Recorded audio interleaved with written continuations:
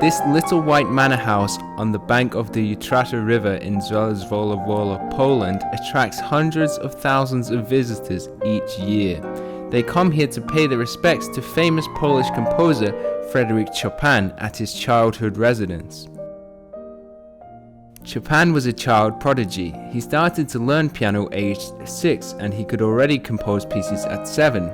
He completed his musical education and composed many of his works in Warsaw before leaving Poland aged 20.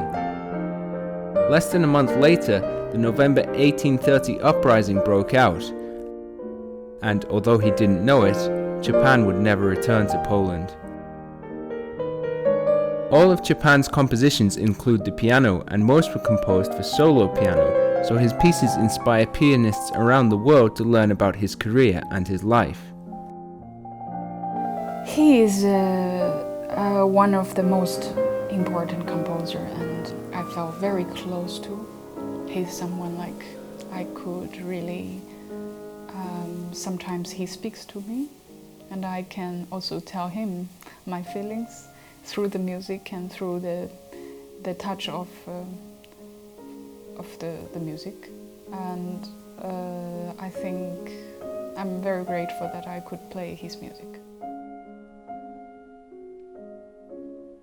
Chen Sa is a Chinese pianist who won the 4th prize in the 14th International Chopin Piano Competition and the special award for the Best Polonaise.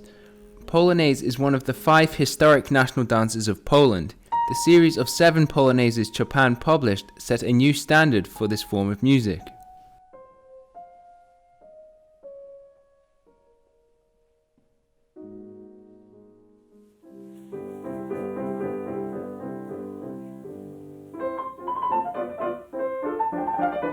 Another type of Polish dance that Chopin often composed was the mazurka. He endowed the popular dance forms with a great range of melody and expression. His mazurkas often include more folksy features than many of his other works, but some also show unusual sophistication, and many regard Chopin as the man who put the mazurka on the European musical map.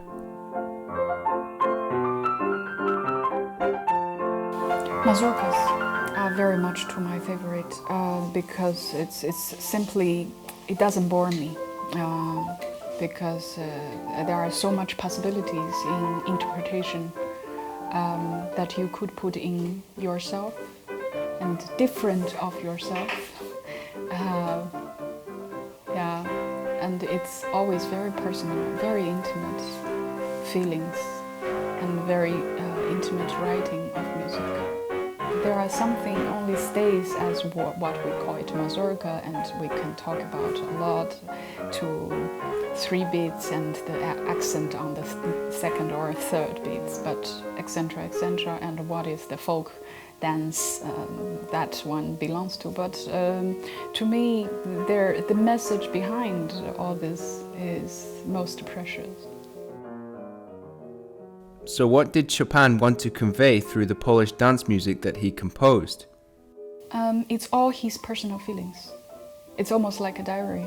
And I remember there is a saying said, where the words stops and music starts.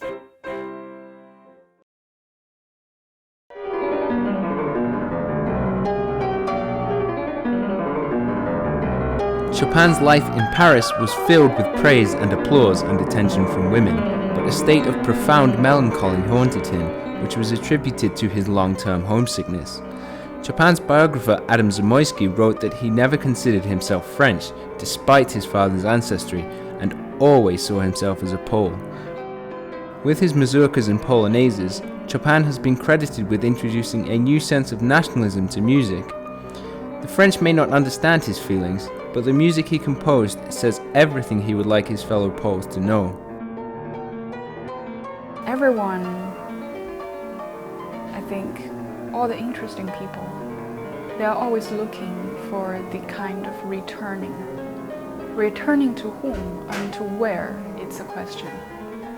It could be your hometown, but that could be also an illusion, just to say that's a hometown. But it's also a returning of yourself, your true original self. and that takes lifetime to achieve. And I think Chopin was definitely one of them. He was always searching, and so did all the other composers, and so do I. Japan never realized such a return to his homeland. After my death, please return my heart to Warsaw. I want to be with my fellow Poles, Chopin told his sister on his deathbed, and he asked for all of his incomplete works and unmodified manuscripts to be destroyed. He passed away on the early morning of October 17, 1849.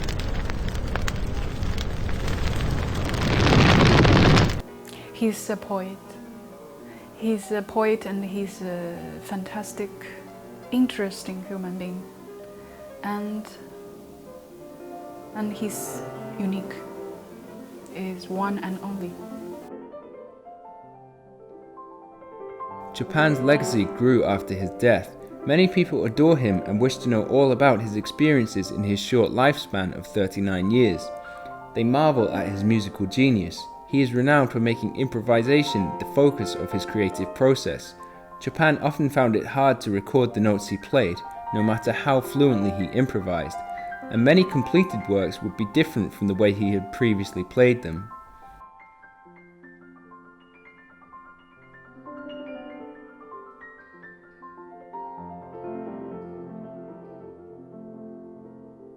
Nothing would be copied. I mean, nothing would be the same when you play it for the second time or third time. That's so magical about playing music. It's like we are humans, and we can never do as machine does, and so it's always different. But the good thing is it could be different in a better way, and in more interesting way and more unexpected ways. But the bad news is maybe it could be also worse.